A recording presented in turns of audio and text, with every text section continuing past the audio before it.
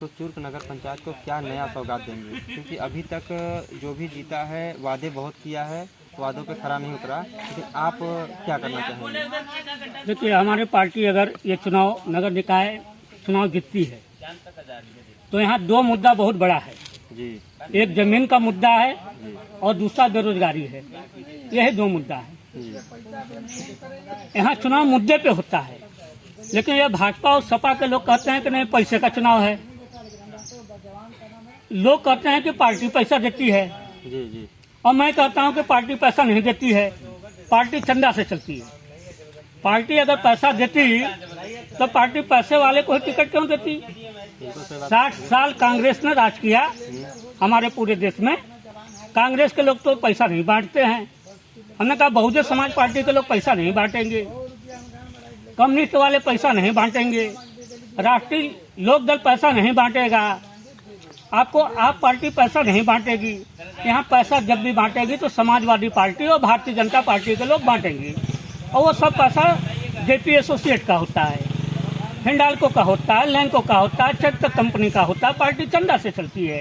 क्योंकि भारतीय जनता पार्टी की सरकार है पूरे प्रदेश में और देश में, तो ये जितने खनिज विभाग हैं, आरटीओ ऑफिस है, बिजली विभाग हैं, जो गरीब से 100 की जगह 500 रुपया विभागों में लिया जाता है, वही पैसा पार्टी सपा और भाजपा को मिलेगा और वही ये लोग पैसा बांटेंगे और जनता को गुमराह कर देते हैं।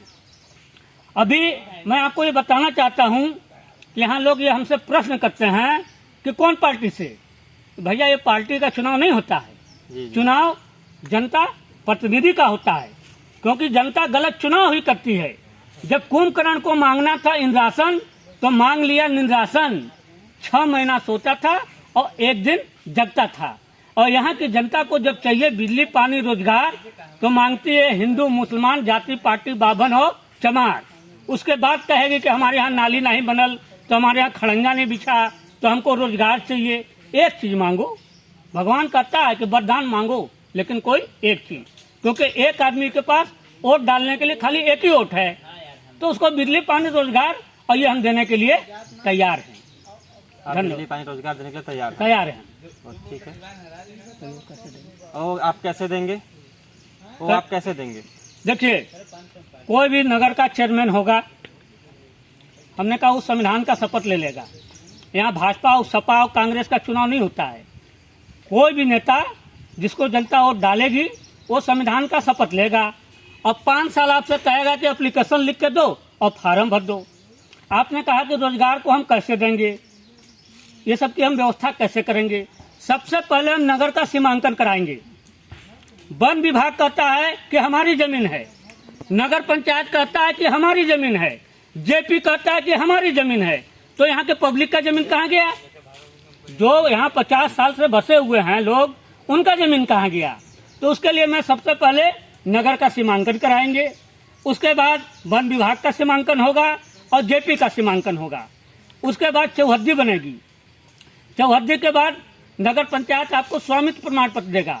जब स्वामित्व प्रमाण पत्र आपको मिल जाएगा तो लेखपाल उस पर रिपोर्ट लगाएगा, कानून गो लगाएगा, तहसीलदार लगाएगा, तब एसडीएम जमीन का मालिक होता है। दूसरे में हम अब रोजगार की बात आती है कि हम रोजगार आपको कैसे देंगे। हम लोग चुनाव जीतेंगे तो अभी हम लोग कानपुर चलेंगे चुनाव जीतने के बाद, और यहाँ की महिलाएं जो समूह बना के परेशान हैं, गुलाम गांधी को ली हैं अपने पास, हम उनको आजाद गांधी देंगे। वो मेहनत करेगी।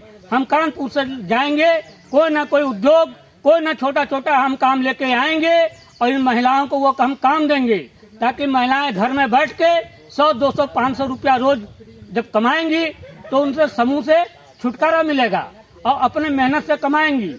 यहाँ आज नहीं तो कल चूर सीमेंट फैक्ट्री चलेगी। 5 साल के लिए चुनाव होता है ना, तो लोकल के लोगों को अगर काम नहीं देगा तो हम इनकी फैक्ट्री को चलने नहीं देंगे। क्योंकि यही दो मुद्दा यहाँ पे है, जमीन और बेरोजगारी।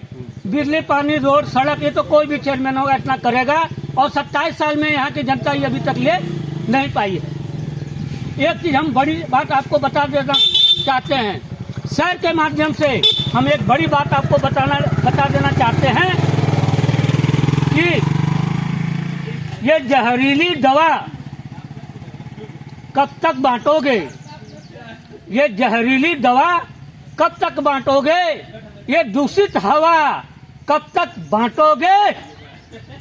जाति और मजहब के नाम पे लड़ाने वाले लोगों, जब मैं ही नहीं रहूंगा तो किसे बांटोगे? जब मैं ही नहीं रहूंगा तो किसे बांटोगे?